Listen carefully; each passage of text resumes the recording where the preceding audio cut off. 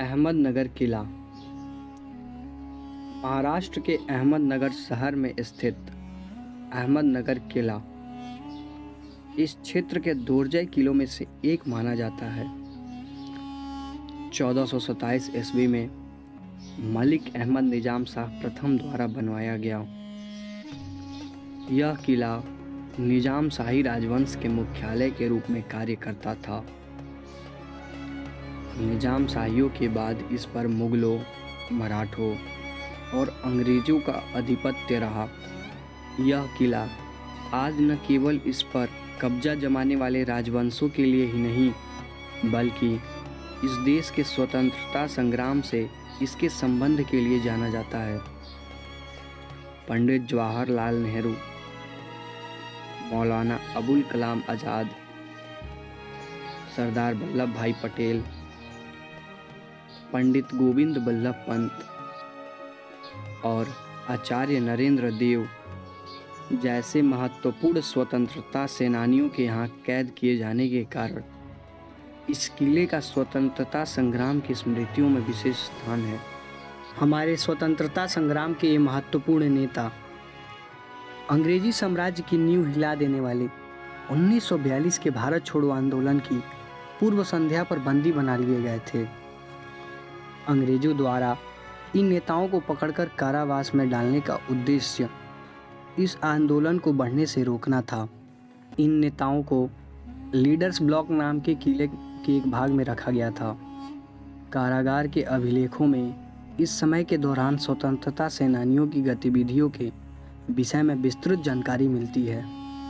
इसके अनुसार ये कैदी पढ़ने, लिखने और बागवानी जैसे काम करने में अपना दिन व्यतीत किया करते थे। इनके लिए एक आम भोजन गृह था जहां वे साथ मिलकर भोजन करते थे। वे विनोद कक्ष में एकत्रित होते थे जहां वे समाचार पढ़ते और देश में हो रही राजनीतिक घटनाओं पर चर्चा करते थे। जवाहरलाल नेहरू इस किले में लगभग 3 सालों तक कैद रहे, जिसके दौरान वे सक्रिय राजनीति से कटे रहे, परंतु उन्होंने अपनी कैद की इस अवधि में इसी कारागार में बैठकर अपनी सबसे प्रसिद्ध रचना द डिस्कवरी ऑफ इंडिया की रचना की थी। ऐसा कहा जाता है कि नेहरू ने यहाँ अपने कारावास के दौरान बागवानी भी की थी, जो उनके प्रिय कार्यों में से एक था। आज इस किले का एक कमरा विशेष रूप से नेहरू के लिए समर्पित है, जिसमें उनकी आराम कुर्सी, दीवार पर टांगने वाला शीशा और तामचीनी के जग जैसे कुछ निजी सामान पर्यटकों के प्रदर्शन हेतु रखा गया है। इस किले में न केवल नेहरू बल्कि मौलाना अबुल कलाम आज़ाद ने भी गुबार-ए-खातिर नामक अपने सबसे प्रसिद्ध कार्य की रचना की थी। असल में अहमदनगर किले का एक लंबा इतिहास रहा है। 1596 ईस्वी में जब मुगलों ने इस किले की घेराबंदी की थी, तब चांद बीबी ने उनके विरुद्ध वीरतापूर्वक युद्ध किया था। 1857 के विद्रोह के दौरान भी इस किले में भीषण संग्राम हुआ था। लगभग 7000 भीलों ने भागोजी नायक के नेतृत्व में अंग्रेजों का कड़ा विरोध किया था। हालांकि अंत में उनकी हार हो गई थी।